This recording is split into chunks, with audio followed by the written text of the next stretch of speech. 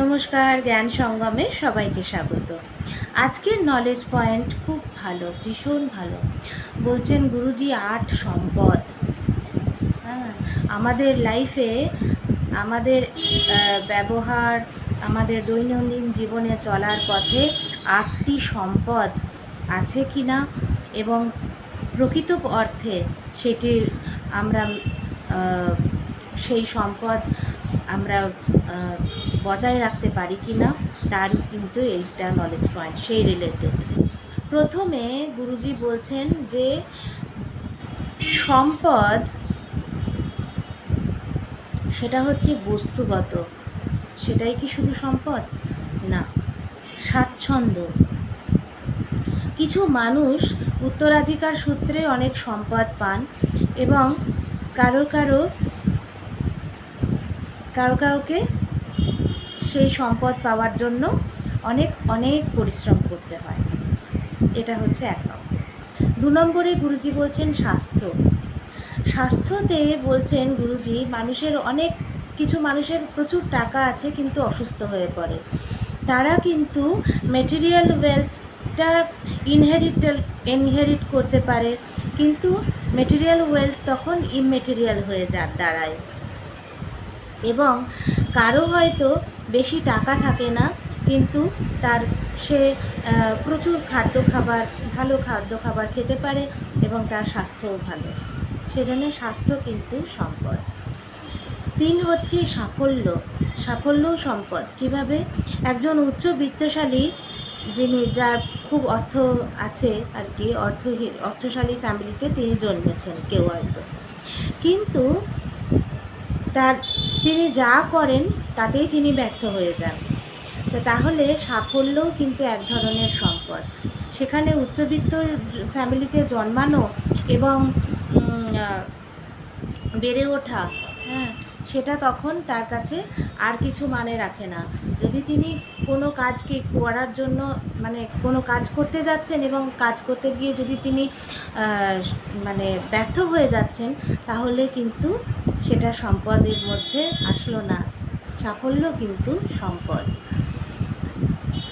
Next point গুরুজি বলছেন সাহস। লাইফে আমাদেরকে একটা অ্যাডভেঞ্চারাস গেম হিসেবে লাইফটাকে যদি আমরা দেখি, তাহলে এর আউটকাম হিসেবে কি আসবে না, চিন্তা ছেড়ে ফেলো, চিন্তা ছাড়ো, খেলার ছলে দেখো লাইফটা। আর যদি তুমি ভুল করতে ভয় পাও এবং তার জন্য কোনো কাজ না করো, তাহলে কিন্তু তোমার সাহস, এই সম্পদের অভাব আছে।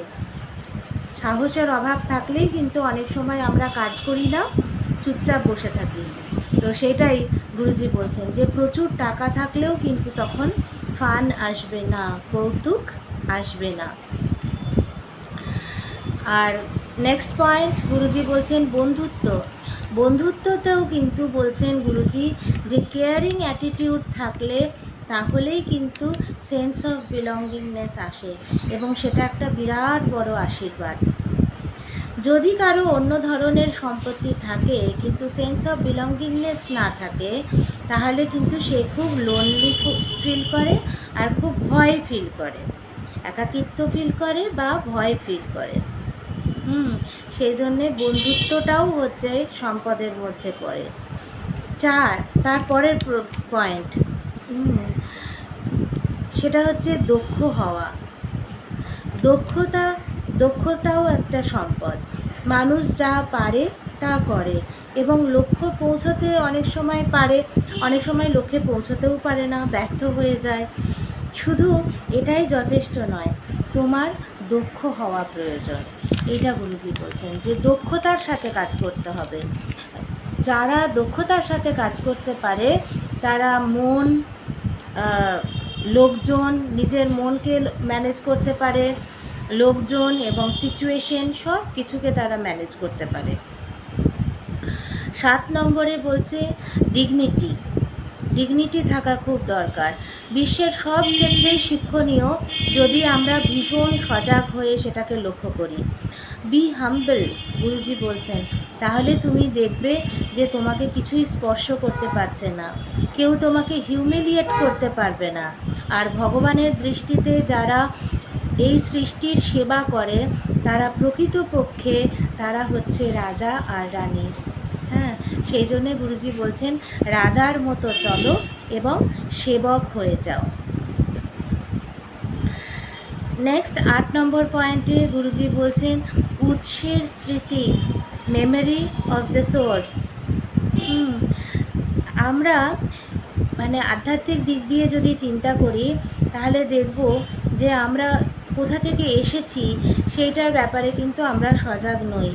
আমাদের জন্ম হয়েছে ঠিকই, বাট কিভাবে আমরা পৃথিবীতে এলাম, কিভাবে আমরা জন্মালাম, এইটার আধ্যাত্মিক ব্যাখ্যা কিন্তু আমরা দিতে পারি না সচরাচর। আধ্যাত্মিক দিক দিয়ে আমরা চিন্তাও করি না। তো গুরুজি বলছেন যে আমাদের স্মৃতি ভীষণ অল্প এবং আমাদের জীবনে ইটারনাল নেচার যেটা আছে আমাদের জীবনে সেটা কিন্তু আমরা ভুলে যাই। যখনই আমরা সজাগ হয়ে যাই এবং আনন্দের উৎস সম্বন্ধে আমরা জ্ঞান অর্জন করি, তখন ইনফাইনাইট পাস্ট সম্বন্ধে আমাদের পুরো জীবনটাই ট্রান্সফর্ম হয়ে যায়। এটা সেই যেরকম মানে এটা রিয়েলাইজ করাই হচ্ছে সম্পদ, এটাকে রিয়েলাইজ করাই হচ্ছে সম্পদ। তো এই ছিল আজকে নলেজ পয়েন্ট। 8টা সম্পদের কথা গুরুজি বলেছেন। একটা হচ্ছে স্বাচ্ছন্দ্য, হ্যাঁ, স্বাচ্ছন্দ্য বোধ করা ভীষণ দরকার। 2 হচ্ছে স্বাস্থ্য, স্বাস্থ্য ঠিক রাখা দরকার। 3 হচ্ছে সাফল্য, সাফল্য অবশ্যই আমাদের লাগবে, সেটাও একটা সম্পদ। 4 হচ্ছে সাহস, সাহসের সাথে মোকাবিলা করতে বলেছেন গুরুজি। 5 বন্ধুত্ব, বন্ধুত্বের মানে সেন্স অফ বিলঙ্গিংনেসের কথা বলেছেন এখানে গুরুজি, এটা একটা খুব বড় আশীর্বাদ। আর ভয়কেও জয় করা যায় এক্ষেত্রে। আর 6 নম্বরে গুরুজি বলেছেন স্কিলফুল হওয়া, দক্ষতা, দক্ষতার কথা, দক্ষ হওয়া উচিত আমাদের। তাহলেই কিন্তু আমরা আমাদের লক্ষ্যে পৌঁছতে সুবিধা হবে। অনেক সময় আমরা কাজ করি ঠিকই, কোনো সময় লক্ষ্যে পৌঁছোই, কোনো সময় পৌঁছোই না। কিন্তু যদি আমরা দক্ষতার সাথে করি তাহলে দক্ষতার সাথে করলে নিজের মনকে আমরা ম্যানেজ করতে পারবো, পিপল সাধারণ মানুষকে ম্যানেজ করতে পারবো, আর সিচুয়েশনকে ম্যানেজ করতে পারবো। তাহলেই কিন্তু আমরা আমাদের লক্ষ্যে পৌঁছতে পারবো। 7 নম্বর পয়েন্টে গুরুজি বলেছেন ডিগনিটি, ডিগনিটির ভীষণ প্রয়োজন।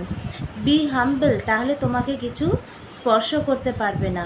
এবং গুরুজি এখানে আরও বলেছেন যে ভগবানের দৃষ্টিতে আমরা যারা এই সৃষ্টির, এই মানুষের, জীব জন্তু পশু পাখি গাছপালা সমস্ত কিছুর আমরা যারা সেবা করি তারাই হচ্ছে প্রকৃতপক্ষে রাজা এবং রানী। তো সেই জন্য গুরুজি বলেছেন রাজার মতো চলো আর সেবক হয়ে যাও। আর 8 নম্বরে গুরুজি বলেছেন যে উৎসের স্মৃতি, আধ্যাত্মিকভাবে আমরা যদি দেখি যে আমরা কোথা থেকে জন্মালাম, কিভাবে এলাম এই পৃথিবীর বুকে, এই যে উৎসের কথা, হ্যাঁ, এটা কিন্তু আমরা অতটা এটা নিয়ে সজাগ নই। কিন্তু গুরুজি বলেছেন যে আমরা কিন্তু ভুলে যাই যে আমাদের অমরত্বের প্রকৃতি, এটা ইটারনাল নেচার অফ লাইফ, এটা আমরা ভুলে যাই। তো সেই জন্যে গুরুজি বলেছেন যে সজাগ হয়ে যাও উৎস সম্বন্ধে আর ইনফাইনাইট পাস্ট সম্বন্ধে সজাগ হয়ে যাও। তাহলে আমাদের পুরো জীবনটা কি হয়ে যাবে, ট্রান্সফর্ম হয়ে যাবে। আর এটা যেরকম সেই মানে এটাকে রিয়েলাইজ করাই হচ্ছে সম্পদশালী হওয়া। এই হচ্ছে আজকের নলেজ পয়েন্ট। আশা করছি সবার ভালো লাগবে এবং যাদের যাদের মনে হবে নলেজ পয়েন্টগুলো আবার করেও শুনি, 2বার 3বার শুনি, ভালো লাগছে, অবশ্যই শুনবেন এবং সবার সাথে শেয়ার করে দেবেন।